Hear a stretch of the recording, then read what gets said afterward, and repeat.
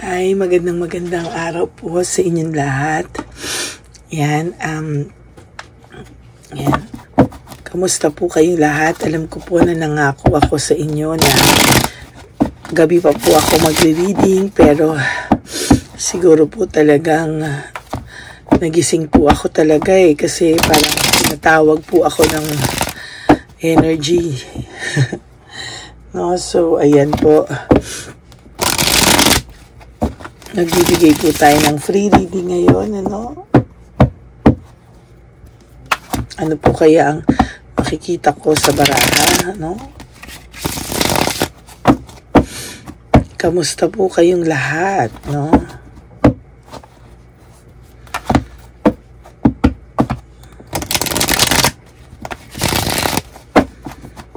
Yan, ano kaya po ang makikita natin sa barahan natin ngayon? Wala po akong alam, hindi ko po alam kung ano ang ating makikita sa mga oras na ito.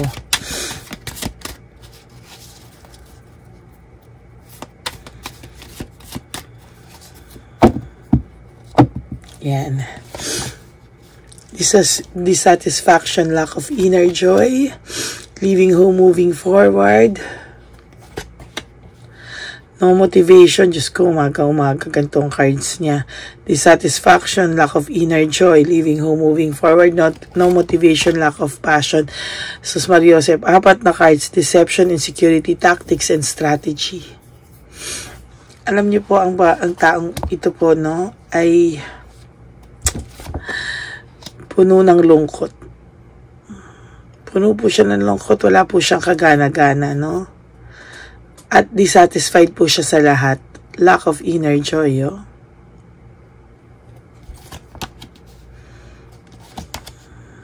Burned out and stressed out. Oh my God. Kailangan niya ng pagbabago sa sarili niya. Give up na siya sa sitwasyon niya. Difficulties. Oh my God. Your first 10 cards po, no? It says all, no? Hindi po siya okay talaga. No, tinitingnan ko po kasi kung may pagbabago sa person nyo, kung kamusta siya, pero parang puno siya ng panghihinayang, puno po siya ng stress, puno siya ng stress, puno siya ng panghihinayang. Naghahanap po ako at pinifeel ko po kung ano ang magandang title, no. Puno siya ng, hindi ko po makuha yung words. Kaya tumatahimik ako kasi inaano ko po yung words, no. Puno po siya ng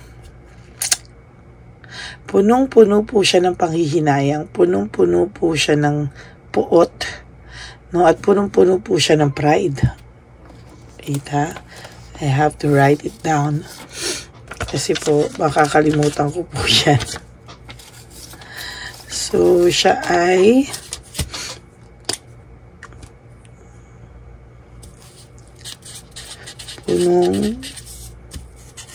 puno siya ng pagsisisi.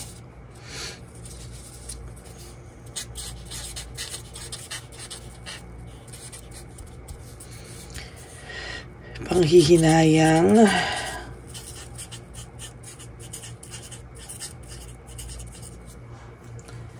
Ay no, puno-puno po siya ng pagsisisi, panghihinayang.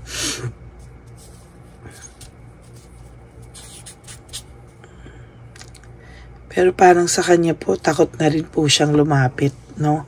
Mayabang lang po ito sa panlabas na anyo, pero takot na rin po ito.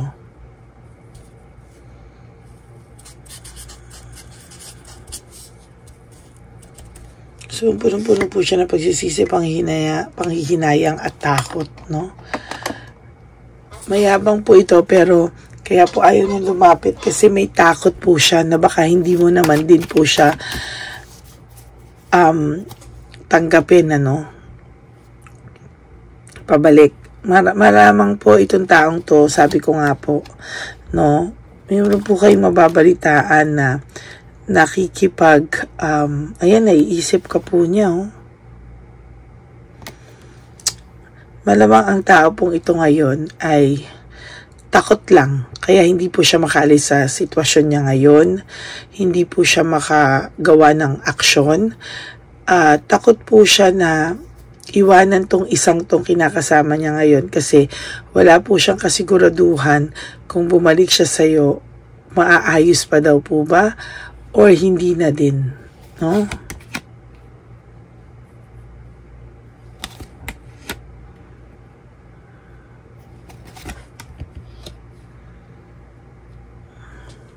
Alam niya po kasi na inabuso ka niya, no? Alam niya po na alam mo, no? Alam mo yung totoo, kahit po isinisi niya po sa iyo lahat, alam niya po na meron kang clear mind and perceptiveness, na alam niya po na alam mo yung totoo. Hindi ka na po niya basta-basta kayang paikutin at ipanipulate na kasalanan mo po yung lahat. Ito naman po, there's abundance, prosperity, and security. Nung nawala ka po sa kanya, lumuwag po yung pang-financial mo, no? Or lumuwag po yung iyong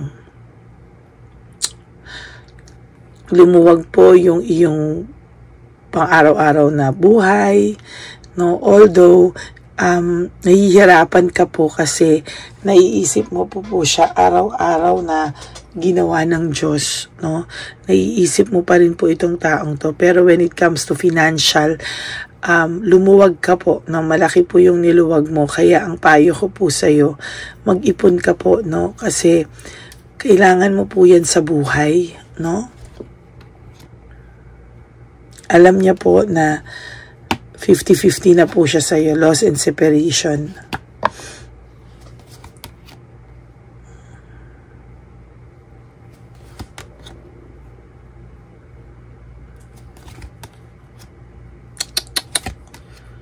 Ayan po, nung naghiwalay po kayo, nawalan po siya ng direksyon sa buhay. Panay conflict po yung nangyari, no?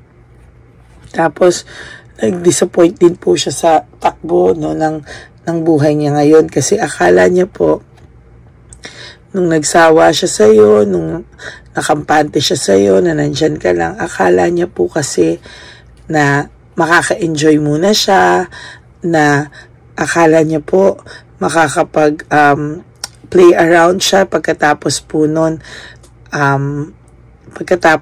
pagbalik niya or hahabulin mo pa siya. Pero hindi na po.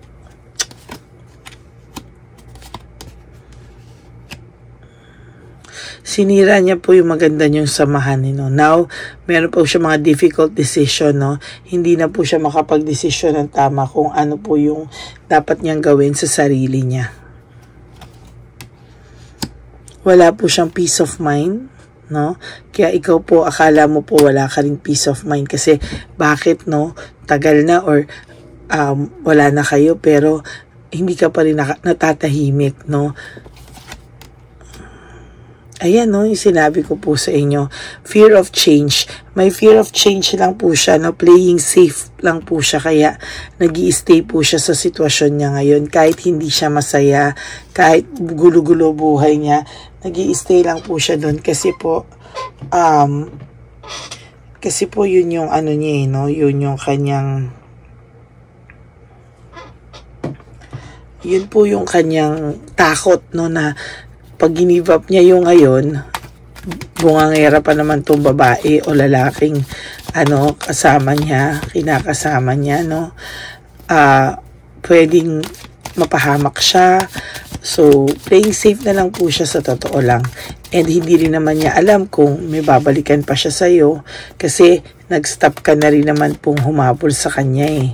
Parang nakita niya na umu-okay ka na, no?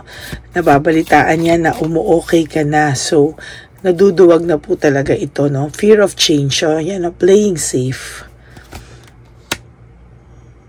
Hindi na po siya ganun secure sa iyo ngayon. Nag-iisip na po siya talaga ngayon kung nako, parang hindi na po ito yung tulad ng dati. Hindi na ikaw yung mabilis, alam mo yun, mabilis mauto, mapaikot. Yan, pasensya na po pero there was a time na ang tingin niya po talaga sa'yo ang daling paikutin. Yung control, hindi na po niya alam kung hawak niya pa yung control sa'yo. Kasi parang ngayon, iba na yung deadma ka na minsan, no? Deadma ka na, or kung nakikibalita man siya sa mga kaibigan niya, o kaibigan niyo or mutual niyo, sinasabi po na ay okay na siya. Or basta pinagtatanggol po kayo na kayo ay okay na. Nakaka-adjust na siya sa buhay nang wala ka. No? Ayan, no? Dalawa na po yung lumalabas na fear of change. Pagka po nakakarinig po siya ng mga ganon, lalo po siyang nagkakaroon ng fear of change. No? Ina-avoid na lang po niya. Oh. There's avoidance. No? Pinipilit na lang po niyang pakita na okay din siya. Pilit niya pong pinapakita na parang okay na okay ako. Pero sa totoo lang po, hindi.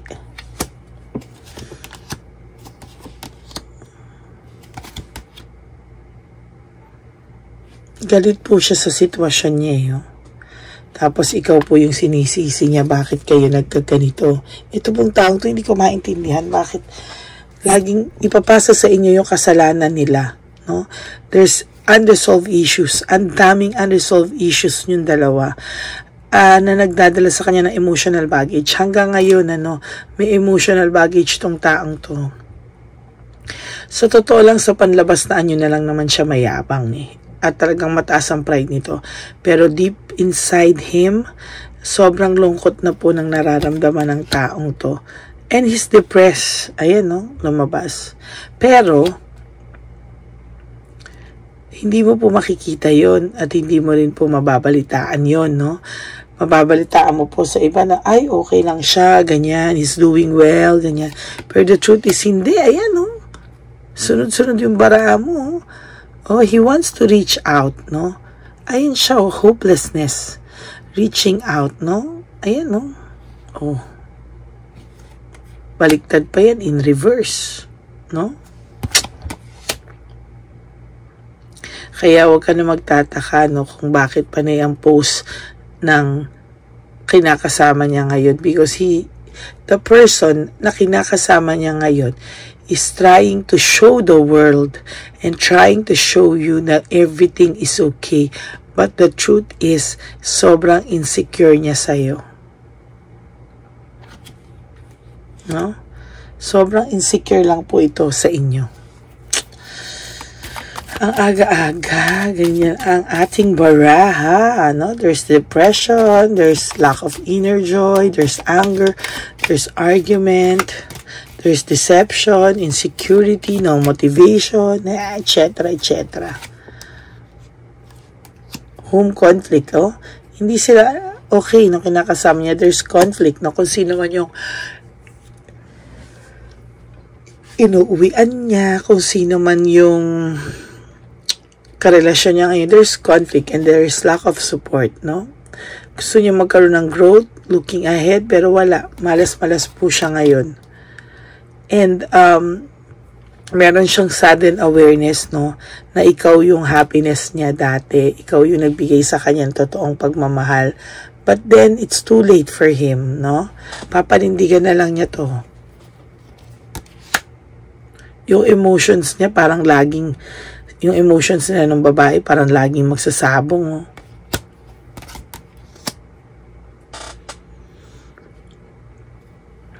Ayan, no? Lovers in reverse, no?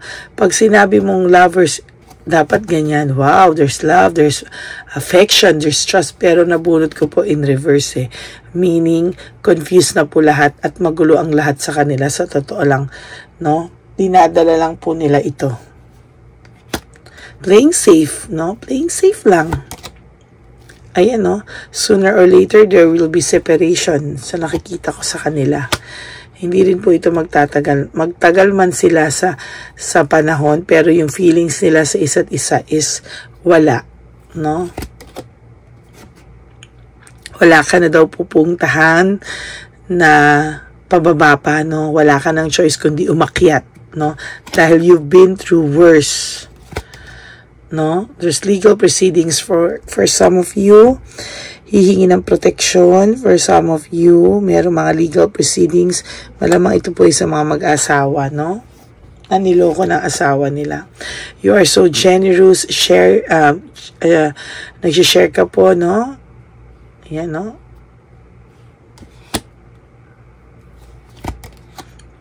There's reflection, no? Nag-iisip-isip tong taong to, sa totoo lang, no? Nag-iisip-isip to, pero parang sabi niya, okay lang. Nangyari na eh. Wala na rin naman eh. Parang, hindi na rin ako babalikan. Feeling niya, hindi mo na rin po siya babalikan at nagmamatigas ka na po. Kasi yung sa iba ha, for some of you, pag 2 beses na lumabas itong legal complication, no? So, there's legal proceeding, legal complication. So, alam niya na medyo seryoso ka na this time, no?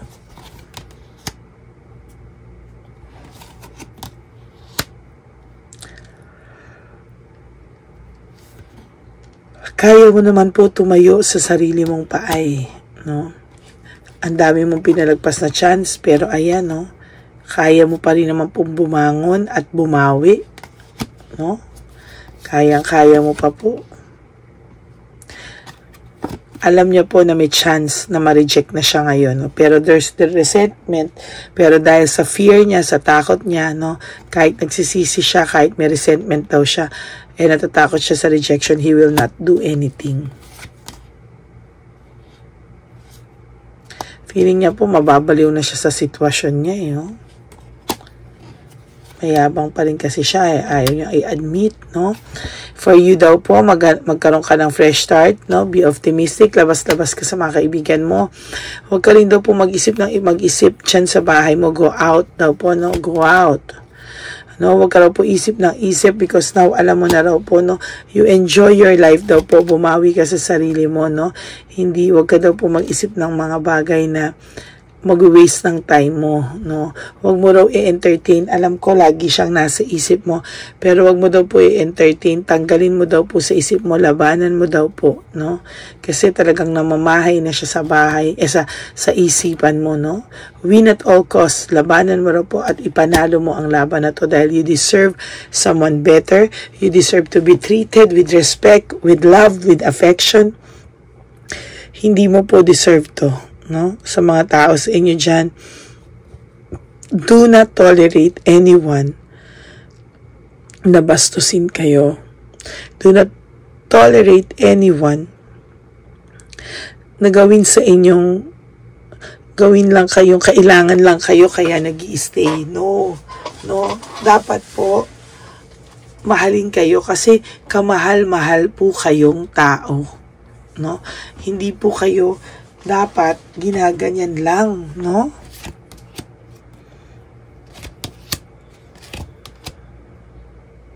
Napakasipag mong tao. Pero sa totoo lang, for some of you, yung sipag mo, yung pera mo, nakinabang hanggang sa babae ng karelasyon nyo or lalaki or tomboy na karelasyon. Hindi ko nakikita ko rito sa energy eh. Oh. Pwede po ba, no? Paglaanan natin ng pansin yung mga natitira nating buhay. No, life is too short. You have to enjoy it, no? Gumawa ka ng purpose sa buhay mo. Magkaroon ka ng pinagkakabalahan, no? For me, for most of my vacant time, nag-iisip po ako how to help elderly people. Talagang, alam nyo naman po yan, ang advocacy ko is for the elderly people. Talagang mahal na mahal ko po yung matatanda, no?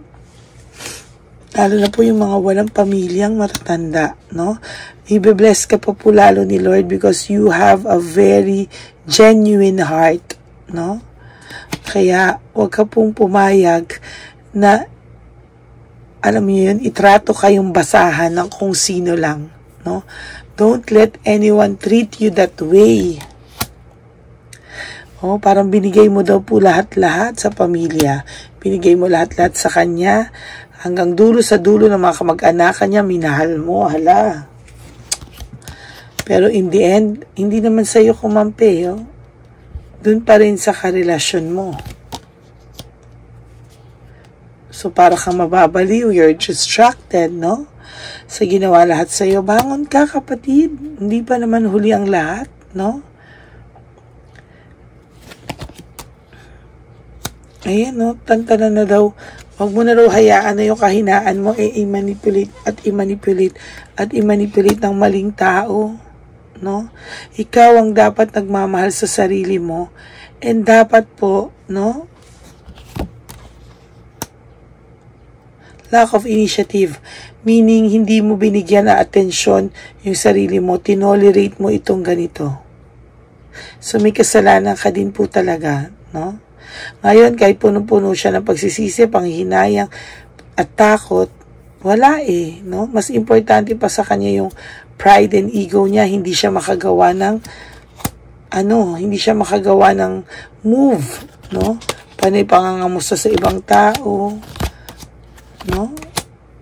Ayan ang binigay niya sa'yo, heartbreak, suffering, and grief, no? Biglaan ang mga pangyayari sa inyo na kinagulat mo na lang. But he has financial loss, ha? Wala siyang balance. He's very disorganized right now. Hindi katulad nung nasa iyo na, no? Talagang organized na organized. Pati problema niya, ikaw ang namumblema. There's insecurity and disappointment and emotional immaturity sa taong ito. Sa totoo lang.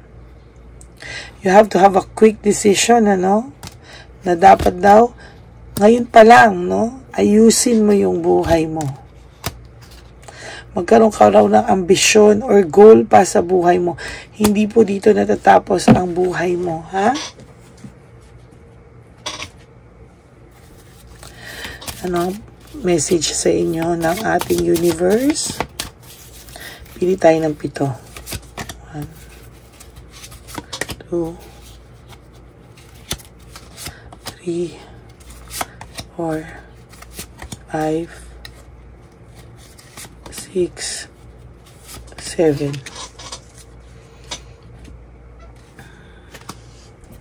Change. Yan, no? Sabi ko pa lang, kailangan mo may pagbabago. I understand that nothing can grow or evolve without movement. So, hindi daw po mababago yung sitwasyon mo kung walang pagbabago mangyayari from your end. Stop worrying, no? Sabi, I learned that worry doesn't change an outcome. So, para magbago, no, release mo daw po yung pag-worry mo. Kailangan daw po maging maayos ka, no? Death, hindi po ito kamatayan, no? That is ending, no, of a situation and a merely beginning. So, talagang pinagbabago ka po, no? Pinapa-change niya po, no? Ayan, no? And you have to be grateful daw po, no? So, siguro ngayon sinasabi sa'yo, tanggalin mo lahat ng negative thoughts, tanggalin mo lahat ng hindi magandang naiisip mo, tulungan mo ang sarili mo, no? And be grateful. Isipin mo daw po, maging thankful ka sa mga opportunity na darating sa'yo, mga opportunity ngayon na hindi mo na-appreciate. You have to learn to be grateful. So, sa mga taong hindi pa nakakapag-desisyon, no, sundin nyo daw yung intuition nyo. Alam nyo naman daw po, no? Alam nyo naman daw po talaga, no, kung ano yung tama at sa mali, at nararamdaman nyo na rin naman daw po kung ano daw po yung ginagawa sa inyo. Disiplina lang daw po ang kailangan mo, no? I can accomplish what I set my mind to. Meaning, para po nagbabago ka, pero kailangan mo po ng disiplina, hindi yung sala sa ilit, sala sa lamig na, okay, ngayon magbabago ako, the next day, ay, sandali lang muna, mahal ko pa talaga siya, bahala na, hindi po. You have to have a discipline for you na hindi na magkaroon ng regret sa buhay mo, no? Alam daw natin na I know that I cannot change the past, pero kapatid, ito yung sinasabi ko sa iyo, no? Hindi pa huli yung lahat. Kanina ko pa sinasabi na life is too short. You have to enjoy, to be happy, to be treated with love, respect, and affection, no? So, ikaw po ang makakagawa niyan. Ikaw lang makakadisiplina sa sarili mo, no? Ayan po. So, that's your card for today. Kamusta siya ngayon? Siya ay puno ng pagsisisi, panghihinayang, at takot. Pero sa totoo lang po, wala pa siyang concrete na nakikita ako na gagawin, ano? Parang playing safe po siya sa buhay niya ngayon. Go with the flow. No? Go with the flow lang po siya sa buhay niya. Sa totoo lang. Pero deep inside is really punong-puno ng pagsisisi, panghihinayang at takot sa sitwasyon na meron siya ngayon. pagsisisi sa inyo, punong-puno siya ng panghihinayang. Pero that's life. Minsan kasi, sa totoo lang, kaya some of my clients, no, pag private reading, sinasabi ko na kailangan mo let go for him to realize your value and your worth. Kasi pag hindi mo po ito ni-let go, at kada tawag niya nandyan ka para humingi